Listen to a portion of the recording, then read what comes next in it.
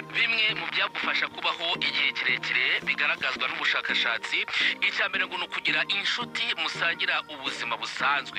Inshuti ni gufasha mu buzima, zikagutabara mu byago, zikakuba hafi mu gihe uri mu byishimo.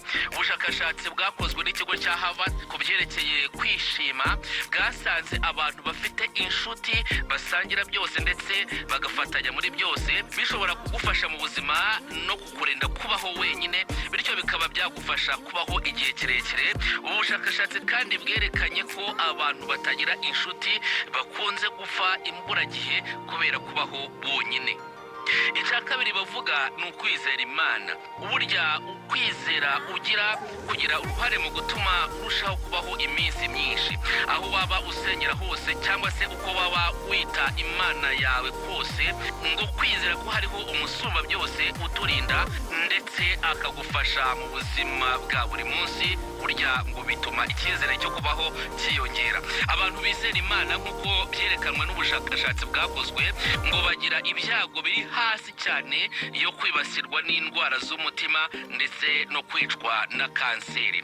Nubwo benshi bashobora gukeka ko kwizera atari ibintu byakongerera kubaho igihe kirekire, ariko imyizerere ndetse n'uburyo usengamo bigira uruhare runini mu mibereho ya buri munsi nk'uko aba bashakashatsi babitangaje.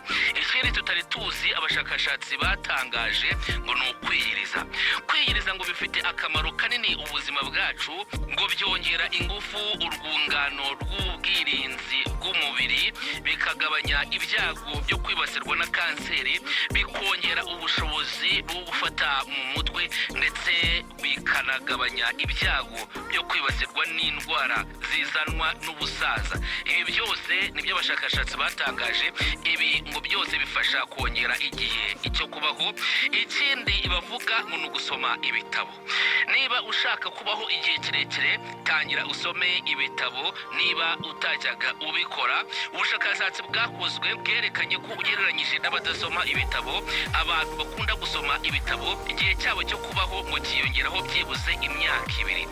Abakunda gusoma ibitabo nk'uko bigaragazwa n'ubu bushakashatsi bwasohotse mu gitabo Social Science and Medicine, ntibakunze kwibasirwa n'impfu zidasobanutse. Ikindi bavuga ni ukurya urusenda. Ngo burya ibiryo biri mu rusenda bishobora kongera igihe cyo kubaho. Urusenda ngo rugira uruhare runini mu kurinda uturemangingo fatizo two kugabanya impfu.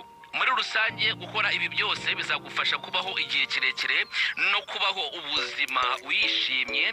Abantu bishimye ngo bakunze kubaho neza kandi igihe kirekire kurusha abahora barakaye cyangwa se batishimye. Thank you for watching our video. Remember to subscribe, like and leave a comment. Smiling face with smiling eyes.